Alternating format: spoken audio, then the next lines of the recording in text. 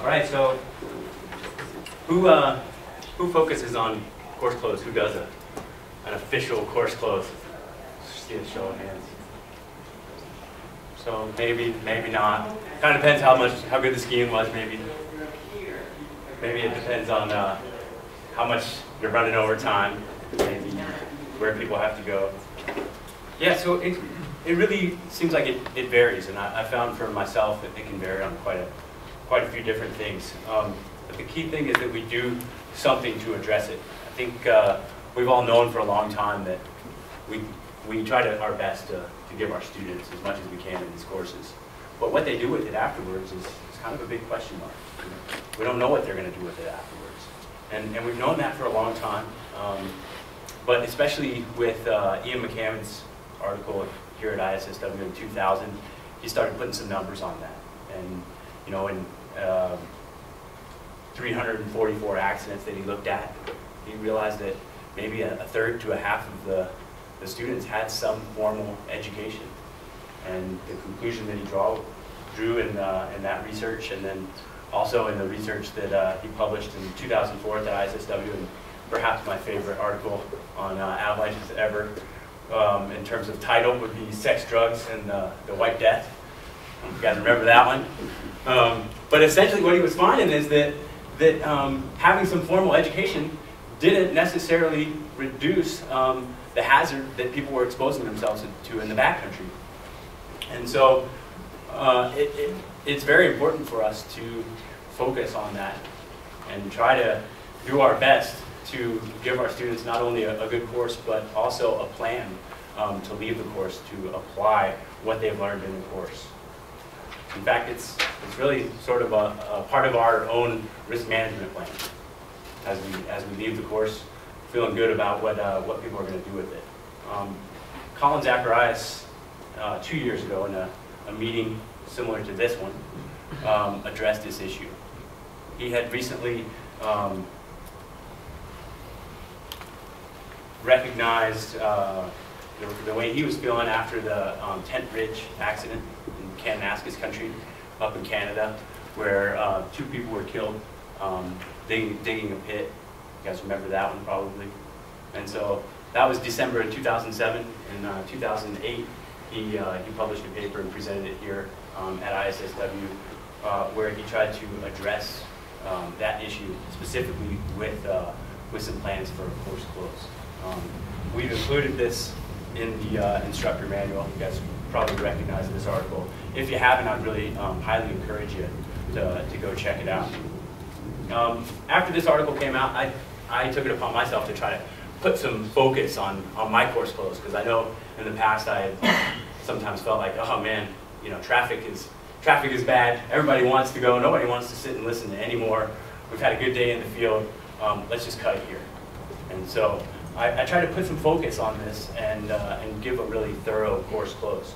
I found it really challenging. I found that sometimes I would be in similar situations to what you guys mentioned. You know, the weather's really tough and we're ending up in the field.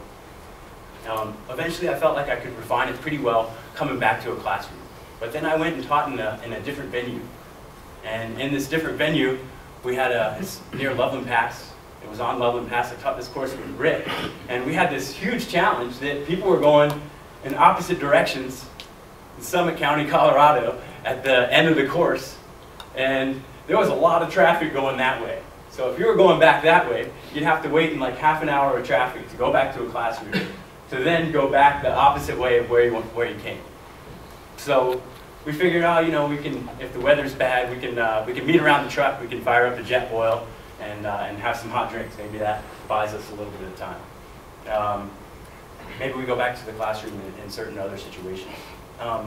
Ultimately, though, I found that it could be really challenging, and in working with different instructors in different venues, and also teaching some ITCs last year, I got some really good suggestions that I heard from people. And I'd be curious, there's so much experience in this classroom, or in this room today, I'd be curious about some of your experiences in meeting some of these challenges. Specifically, I'd like to break up into groups. We can do something similar to what we did before. and just address these couple challenges that we face. Where do you do it? And what's the most important things to say or do or ask when you do this? Let's take 5 or 10 minutes and we'll come up with 3 most important things to do and where you think the most appropriate place is. So that first group kind of spoke to indirectly to the idea of mentoring, because after the course you need some mentoring, right? And the second group would be, figuring it into the itinerary of the course and make sure that you do fit your time in there. But it sounds like in the celebratory phase of the end of the course, there's an opportunity to do some self-assessment for our students to self-assess and recognize where they are. Perhaps leading them toward, if you're self-assessing that, wow, these decisions are going to be hard for me, then you do need some mentoring. And so it leads them along that path. And I think that, the course close ends up things, but you can start the course close at the beginning of the course by clearly delineating what the objectives are of the course. And so that people understand what their goals are in the course, and you can go back and check it when the course closed. Did you meet those outcomes or not? And if not, what do you need to do to continue that learning process? Not doing it at the trailhead when everyone's back at their car and they could be getting in there. Maybe having that last cup of tea in the woods 15 minutes beforehand is going to be a lot more effective. Does anyone else recognize how much students want to progress from like level 1 to level 2 and take those courses without much time in between? Yes. And I guess finding that you... Some yes, some no. Some yes, some no. I think there's a big difference between the aspiring professionals and preparations. Right, so this could be, the course close could be an opportunity to mentor people some more right then. And in some courses that I've taught, I've gone so far as to give individual debriefs with people. Because if there's a wide variety of people in the course, what this person needs might be really different from what this person needs. And so sometimes you can break it down, certainly in a smaller course, so that you can debrief. I saw that you were getting this pretty well, and I know that this is your end goal. So here's what I think is going to help you progress from where you are to where you want to get to. And for you, maybe it's from here to there. Right, so as part of a course close, I'm offering some feedback from instructor to student, as well as student to instructor. So incorporating that, giving people an opportunity to give us as instructors feedback so that we can improve the quality of our courses. And also maybe an opportunity for them to address any issues that they were really thinking that they were going to cover in the course, and they're coming out of the course without. Has anybody found that sometimes they get these evaluations and, wow, there's something I missed, or something that was misunderstood, and you don't realize it until people are gone? Anybody followed up with an email? I tried it a couple times last year, where I realized, wow, they walked out of here with something that I wanted them to walk out of here understanding, and they didn't get it. And I didn't realize it. I didn't do that measure part well enough along the way that I didn't realize it until after they were gone. And it was a great opportunity to follow up after the course and really get those people to continue their learning. Our job, as we see it, would be to save lives through education, right? Or the way I've been liking to look at it lately is to access the goods without getting yourself in trouble. Right? That's what we want to get our students doing when they walk out of the course. And so maybe sometimes that has to be done 5 minutes from the trailhead in a 10-minute little quick map. Wow, I can only keep these people warm and focused for 5 to 10 minutes, and so I might have to convey it in that period of time. And then in other cases, it might be a full hour. Yeah? I just wanted to speak to both of those questions. One of the things that's not on here yet is what did we not cover in this course? And that ties into the context a little bit, and it ties into what do you do next. But it is that very specific question, and I think it helps folks to understand the limitations of, and it helps, as instructors, it helps you to be very specific about what you do and don't cover and to make those difficult decisions. Because then it's not just swept under, and you're sort of like, this is what we have done, and very specifically, this is what we have not done. It might be conditions or the particular terrain where you are too. In a low snow year, early season, man, it can be really hard to deliver a solid course. And unless you're teaching in the spring, or maybe out here in a maritime climate, sometimes it can be really hard to address. You know, certainly in Colorado, it's very hard for me to address all of the things that someone's going to see in a spring, that's going to come into their decision-making process in the springtime. You know, when they're actually dealing with some wet snow. And so that idea of what we didn't cover in terms of terrain or snowpack, or just the group that you had. Maybe they weren't able to travel real far and cover a lot of terrain. I think that that's especially important.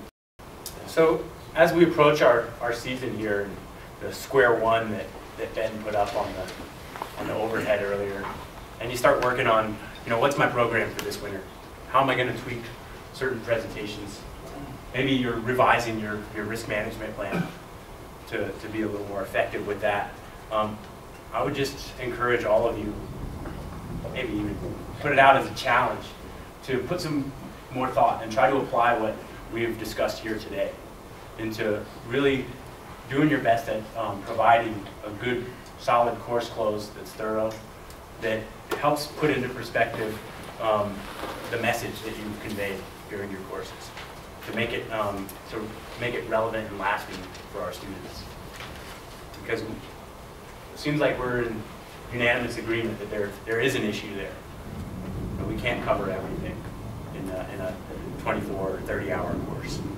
So to put it in perspective, I think we really owe that to our students. So I challenge you to put some more thought into that as you get ready for the season, and perhaps consult that the instructor manual, one of the tools that Eric provides to you, and review that article by Colin, because I think it's really good.